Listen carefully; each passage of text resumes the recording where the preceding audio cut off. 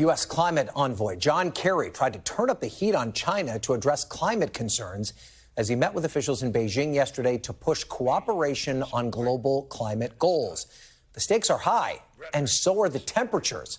China and the United States are the world's two largest producers of greenhouse gases, and both countries have been experiencing dangerous record heat waves. Temperatures in the northwest part of China reached a record of almost 126 degrees on Monday, and temperatures remain above 100 degrees in much of the southwestern U.S. Politically, Kerry's trip comes as the U.S. is attempting to repair its relationship with China. China's President Xi indicated he is not interested in U.S. intervention on the issue, saying China's environmental policy, quote, will never be influenced by others.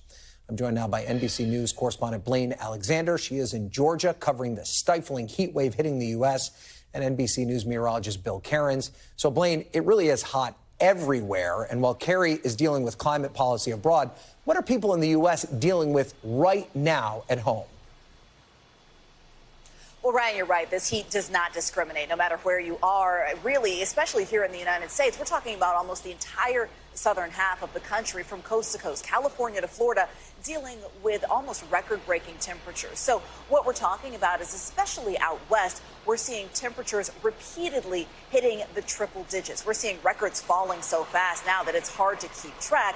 But the other thing that we're watching is this kind of dangerous 1-2 punch. Of course, we're talking about the unbearable heat, but we're also talking about poor air quality. That's something else that other Americans have been dealing with this week. Now, while it is starting to get better, especially here in places like Atlanta, it does pose a specific risk, because when you talk about the record highs like the ones that you're seeing on your screen, topping 110 degrees in some places, when you get that type of heat, your body has to work harder. You can become dehydrated, your heart starts to beat faster, really just to compensate. You get higher blood pressure. Then you stack unhealthy air quality on top of that, and that breeds a whole different set of health problems. So that's why officials are saying take this seriously. Don't just say, hey, it's summer, we're fine, we'll be outside.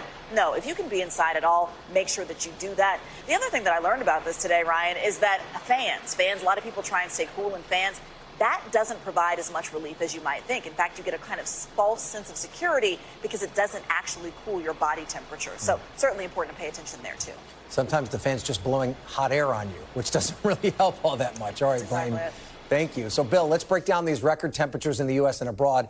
What are we seeing in the western United States and then in Western Europe and even China? How long is this going to last?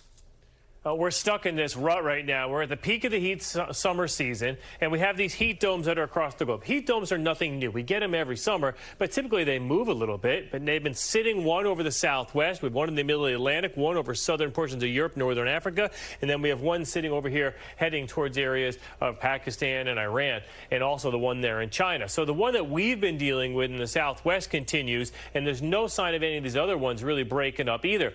And last night was an all-time record for Phoenix. Now, not the hottest temperature, but the morning low. So like when you wake up in the morning and you roll the windows down, you get the paper or you walk the dog, it was 97 degrees. That's as low as the temperature got in Phoenix. That's never happened before. The previous record was 96.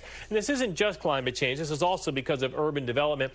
All that pavement does help hold in the heat. And look at Phoenix, just 117, 118, 118, continuing their streak of above 110. Typically, they should be about 107 to 108. And as far as what we're looking at right now, the humidity and the heat's brutal in Little Rock. 112. Dallas, it's not fun. 108. You get the picture. New Orleans, Montgomery. These are the areas that have been hot, and they're continuing to roast. Numerous records will be broken today from Texas into areas of Arizona, including Phoenix. And we've already hit the highs for today in Europe. Southern portions of Italy did hit all-time record highs. Rome cools off a little bit, 97, 96 the next 2 days. But southern Italy, still a very hot day tomorrow at 103. And Athens, no relief in sight for you either, 104 the next 2 days in a row. You know, we often talk, Bill, about these individual record-breaking temperature days. But what does it mean that the average temperature is so high across some of these places for the entire month? What does that mean for our viewers in a place like Phoenix? Oh, it means for Phoenix, you just have to be more prepared for these long-duration heat waves. I don't have a graphic for this, but I looked this up just a little bit ago. Phoenix is on pace for their warmest month ever. That's not a big surprise. They've been in this historic heat wave ever since the beginning of July.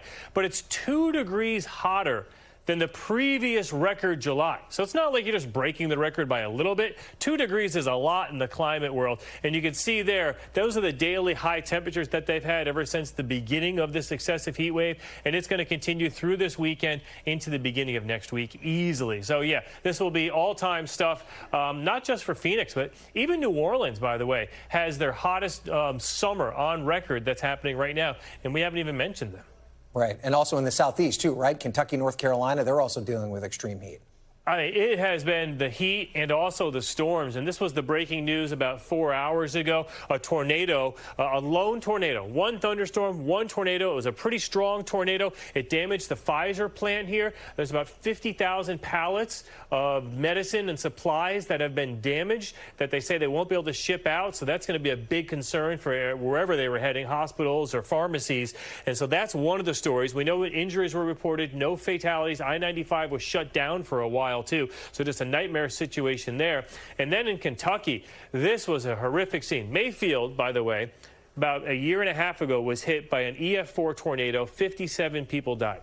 This morning they woke up and the downtown was flooded. Houses had water, and it looks like they broke the Kentucky state record for the most rain in 24 hours. Last night they picked up 11.2 inches of rain in Mayfield. So a lot of prayers and thoughts for them. I mean, just a brutal. They were just starting to rebuild after that horrific tornado, and now they're dealing with this horrific flood. At some point, Bill, when we're on together, I'm going to ask you, is there an end in sight? And your answer will be yes. We're not there yet, but I'm feeling confident that you'll be able to say yes to that at some point. Yeah, unfortunately, the end will be when hurricane season starts, but we'll deal with that later. All right. Bill Cairns, thank you so much. We appreciate it. Thanks for watching our YouTube channel. Follow today's top stories and breaking news by downloading the NBC News app.